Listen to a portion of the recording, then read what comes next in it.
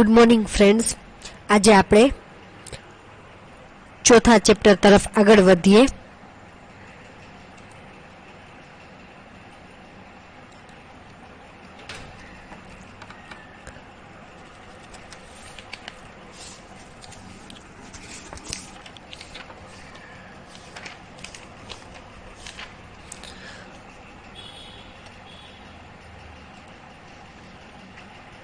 તમારું ચોથું ચેપ્ટર છે સ્તર.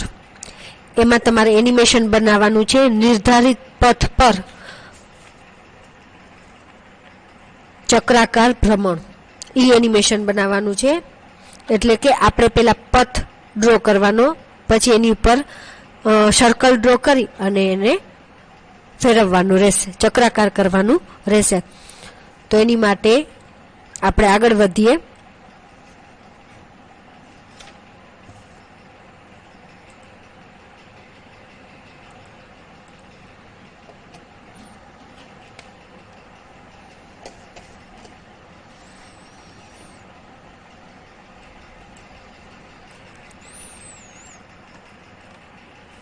પેલા પથ દોરવા માટે બીલાઇન ટૂલનો ઉપયોગ કરવાનો.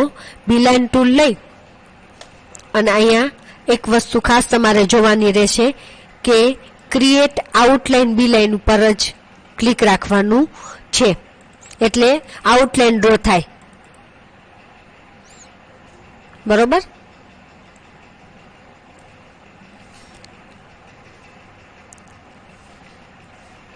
ક્લિક કરવાનું, પછી મૂવ કરવાનું, પછી અહીંયા ક્લિક કરવાનું.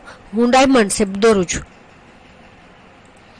અને આ ફર્સ્ટ પોઈન્ટ એને લાસ્ટ પોઈન્ટ બનાવવાનો હોય, પણ એને થોડેક દૂર ક્લિક કરી અને પછી આપણે એનો એન્ડ કરશું, એટલે કે પછી ફર્સ્ટ પોઈન્ટ ને લાસ્ટ પોઈન્ટ બનાવશું. અને આપણા જે પથ ડ્રો કર્યો છે, એટલે કે આની ઉપર ફેરવવાનું છે, એ ડ્રો કર્યું છે, એને પછી એક્ઝિટ કરશું.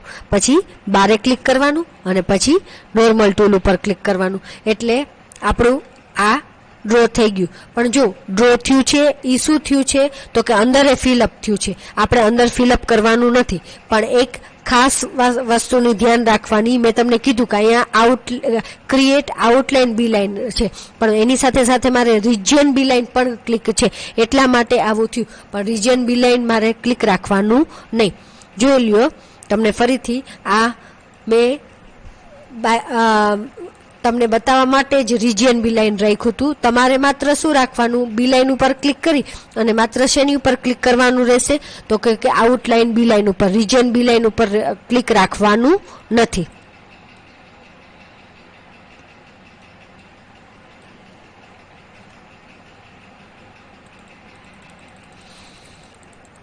હવે અહીંયા રિજિયન બી લાઇન ઉપર ક્લિક નથી. હવે આપણે ડ્રો કરીશું. ફરીથી હું તમને ડ્રો કરતા શીખવાડું છું.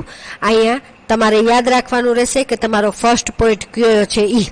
ફર્સ્ટ પોઈન્ટ ઉપર અહીંયા ક્લિક કરવું, પછી મૂવ કરો, પછી અહીંયા ક્લિક કરો, પછી અહીંયા ક્લિક કરો, પછી અહીંયા ક્લિક કરો. અને આને એક્ઝિટ પોઈન્ટ બનાવતા પહેલાં થોડેક દૂર એક ક્લિક કરવાનું, પછી આને રાઈટ ક્લિક કરી લૂપ બી લાઇન. આ ડ્રો પૂરતું નથી થયું. હવે એને બારે ક્લિક કરશો અને નોર્મલ ટૂલ ઉપર ક્લિક કરો ત્યારે હવે ડ્રો થાય. હવે સર્કલ ડ્રો કરવાનું થઈ ગયું. Circle draw. હવે સર્કલ એક જ ઉપર ક્લિક કરવાનું, રાઈટ ક્લિક કરવાનું, ન્યૂ લેયર, ટ્રાન્સફોર્મ અને રોટેટ.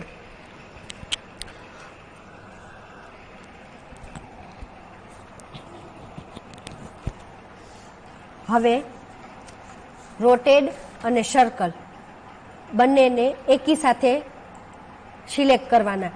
એક સાથે સિલેક્ટ કરવા માટે કંટ્રોલની, તમારા કીબોર્ડમાંથી કંટ્રોલની કી દબાવવાની રહેશે. હવે થઈ ગયું. પછી સર્કલને રોટેડ ઉપર લઈ જા. થઈ ગયું. પછી આ બેની વચ્ચે રાઈટ ક્લિક કરી અને એન્કેપ્સ્યુલેટ કરવાનું રહેશે. બરોબર? પછી એન્કેપ્સ્યુલેટ થઈ ગયા પછી પ્લસ ઉપર ક્લિક કરવાનું, એટલે રોટેડ અને સર્કલ બે અલગ અલગ થઈ જશે.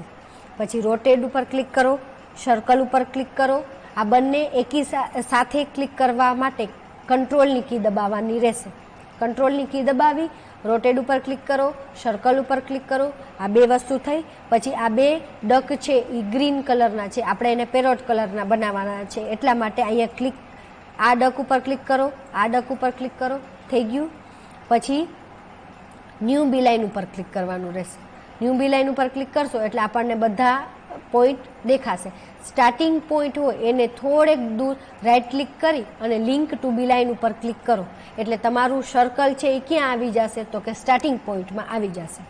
બરોબર. હવે ફરીથી રોટેડ અને સર્કલ બંનેને ક્લિક કરવાનું રહેશે એન્કેપ્સ્યુલેટની કી વડે. પછી એનિમેશન મોડ ચાલુ કરો, થોડુંક એને ખસેડો, 5 સેકન્ડ્સ ઉપર ક્લિક કરવાનું. હવે ક્યાં સુધી લઈ જવું છે એ આપણને ખબર નથી, એટલે એ નથી ખબર તો આપણે કંટ્રોલની કી દબાવી અને ન્યૂ બી લાઇન ઉપર આપણે ક્લિક કરશું એટલે આપણને ખબર પડી જશે કે ક્યાં સુધી ખસેડી જવાનું. પછી આપણે આ જ વે ઉપર એટલે કે આ જ પથ ઉપર એને ખસેડવાનું રહેશે. પણ તમારો એન્ડિંગ પોઈન્ટ જે છે, આ વાળો એન્ડિંગ પોઈન્ટ છે એનાથી થોડે દૂર જે તમે પોઈન્ટ બનાવ્યો છે ત્યાં સુધી લઈ જવાનું રહેશે. પછી પ્લે કરવાનું.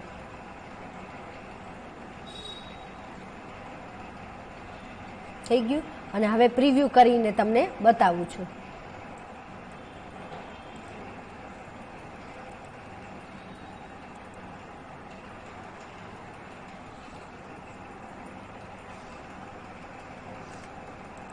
હવે તમારે આ બી લાઇનને કોઈ પણ તમારો શેપ ચેન્જ કરવો હોય તો ડકથી તમે કરો તો થઈ શકે.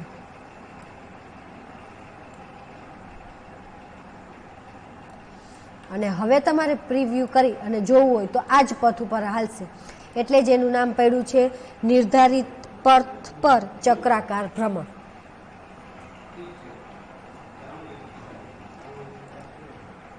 તમારું અહીંયા આ ચોથું ચેપ્ટર છે એ કમ્પ્લીટ થાય છે. Thank you. હવે નેક્સ્ટ વિડીયોમાં આપણે 5th ચેપ્ટર પર આગળ વધશું.